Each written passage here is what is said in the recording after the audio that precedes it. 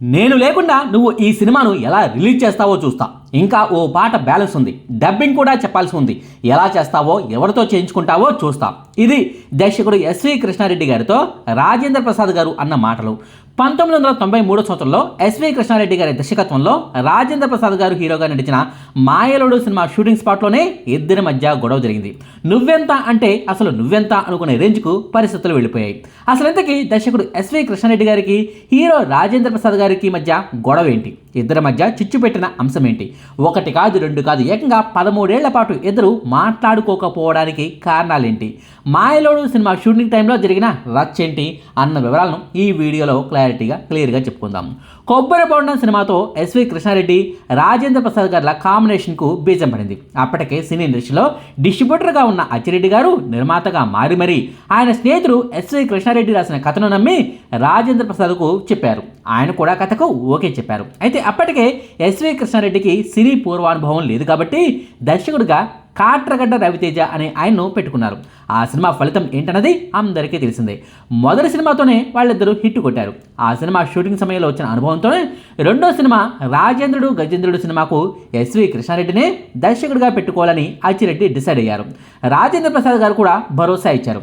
ఆ సినిమా వల్ల రాజేంద్ర ప్రసాద్ గారికే కాదు, నిర్మాతగా అచ్చిరెడ్డి గారికి, దర్శకుడిగా ఎస్వి కృష్ణారెడ్డి గారికి మంచి పేరు ప్రఖ్యాతులు దక్కాయి.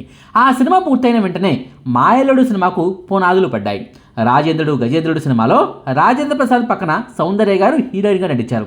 సేమ్ కాంబినేషన్లో అదే దర్శకుడు నుంచి, అదే నిర్మాణ సంస్థ నుంచి మరో సినిమా రాబోతుండడంతో సినీ ఇండస్ట్రీలో మాయలుడు సినిమాపై మంచి బజ్ ఏర్పడింది. అయితే ఈ కాంబినేషన్ పదే పదే రిపీట్ అవడంతో ఎవరికి కన్ను కుట్టిందో ఏమో కానీ రాజేంద్ర ప్రసాద్ గారి చెవిలో కొందరు వ్యక్తులు లేనిపోని మాటలన్నీ నూరుపోశారు. అవన్నీ నిజమేనని ఆయన కూడా భ్రమపడి షూటింగ్ స్పాట్లోనే ఎస్వి కృష్ణారెడ్డితో గొడవ పడ్డారు. ఏమయ్యా, నువ్వు డాన్స్ వేస్తావట కదా, స్టెప్పులు వేస్తావట కదా, హీరోగా కూడా చేస్తావట కదా, నీ వల్లే కొబ్బరి బొండం సినిమా హిట్ అయిందా? రాజేంద్రుడు గజేంద్రుడు సినిమా విజయంలో నా పాత్ర ఏమీ లేదా? నిన్ను చూసి జనాలు థియేటర్లకు వస్తున్నారా? నా బోడి ముఖాన్ని చూసి ఎవరు థియేటర్లకు రారంటావా? చూద్దాం, అరే చూద్దాం. ఈ సినిమాకు ఇంకా ఓ పాట బ్యాలెన్స్ ఉంది కదా, డబ్బింగ్ కూడా చెప్పాల్సి ఉంది కదా, ఇంకా షూటింగ్ కంప్లీట్ కాలేదు కదా. నేను లేకుండా, నేను నటించకుండా ఈ సినిమా ఎలా కంప్లీట్ అవుద్దో చూద్దాం. అసలు ఈ సినిమాను ఎలా విడుదల చేసుకుంటావో నేను చూస్తా అంటూ ఆగ్రహంతో మాయలోడు సినిమా షూటింగ్ నుంచి అర్ధాంతరంగా వెళ్ళిపోయారు. దీంతో విస్తుపోయిన ఎస్వి కృష్ణారెడ్డి గారు అసలేం జరిగిందన్నది తెలుసుకుని మరింత షాక్ అయ్యారు. ఎవరో చెప్పిన విషయాలను అంత ఈజీగా నమ్మేస్తే ఎలా? కనీసం నేను చెప్పేది కూడా వినకపోతే ఎలా అంటూ ఎస్వి కృష్ణారెడ్డి గారు కూడా మరింతగా ఫీల్ అవడమే కాకుండా ఆయన లేకున్నా సరే ఈ సినిమాను రిలీజ్ చేయాల్సిందే అంటూ పంతానికి పోయారు. ఆ తర్వాత ఈ సినిమాను ఎలా కంప్లీట్ చేశారు, ఎలా ఈ గండం నుంచి గట్టెక్కారు, రాజేంద్ర ప్రసాద్తో గొడవలకు కారణం ఏంటన్నది ఆ తర్వాత రోజుల్లో దర్శకుడు ఎస్వి కృష్ణారెడ్డి గారి ఓ ఇంటర్వ్యూలో చెప్పుకొచ్చారు. ఆ వివరాలను ఆయన మాటలోనే చెప్పుకుందాం.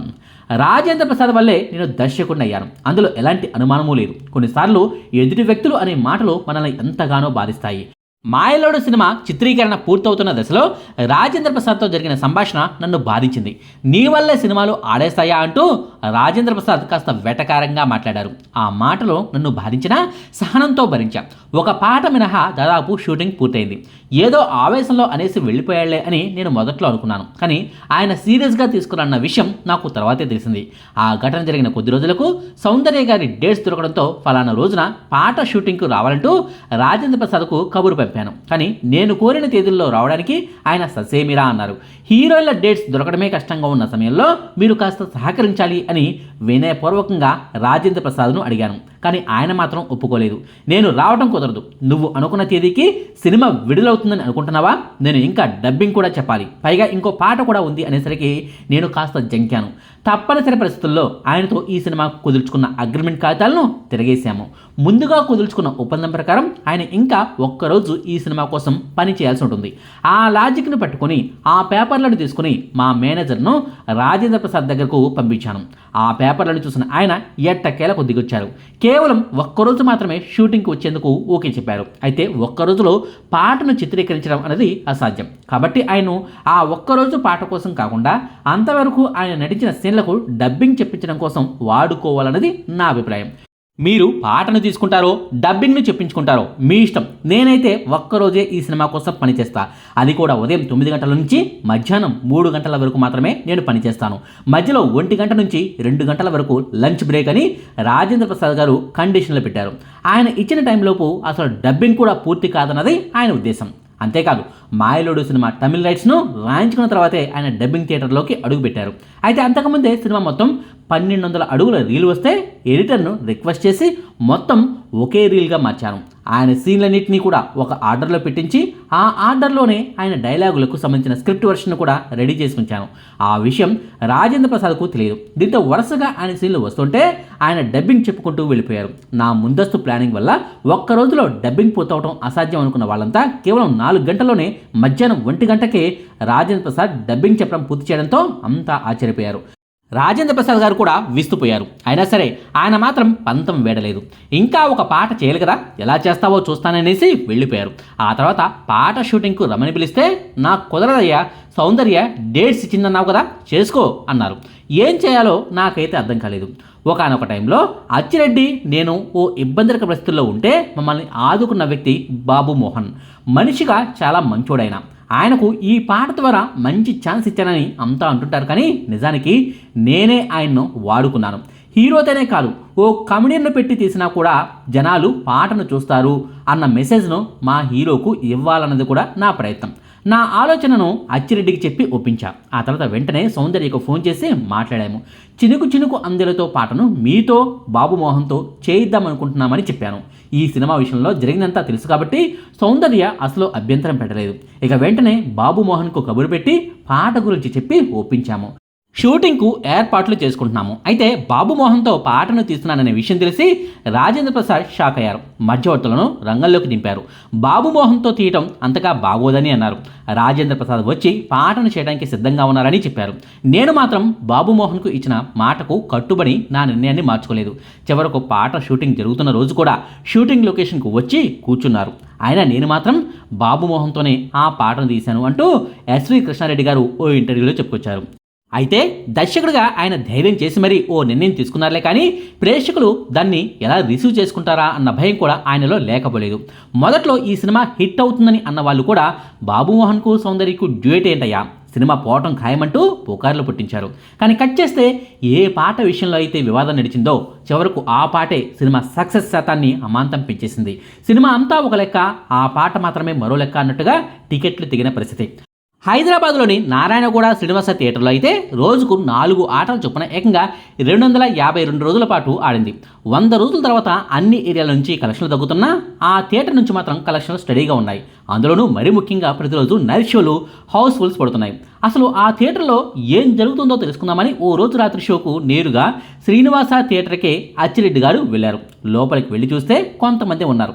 ఏమయ్యా, బయటేమో హౌస్ఫుల్ అని బోర్డు పెట్టావు, లోపలేమో జనాలు నిండలేవు, కొంతమంది ఉన్నారు, ఏం తమాషాలు చేస్తున్నావా అంటూ ఆ థియేటర్ యజమానిని నిర్మాత అచ్చిరెడ్డి గారు నిలదీశారు.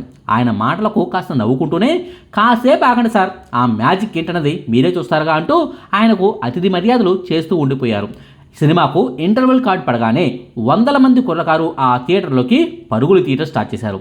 ఏంటయ్యా, వీళ్ళంతా టికెట్లు కొన్నవాళ్ళేనా అంటే అవునండి, సాయంత్రమే వచ్చి టికెట్లు కొట్టారు. పక్కనే ఉన్న ఉస్మానియా యూనివర్సిటీ హాస్టల్ కుర్రాళ్ళండి. ఈ సినిమాలో బాబు మోహన్కు సౌందర్యకు ఓ పాటను పెట్టారు కదా, కేవలం ఆ పాటను చూడడానికే ఇంటర్వెల్ సమయానికి వస్తారు. ఆ పాట అయిపోగానే వెళ్ళిపోతారు.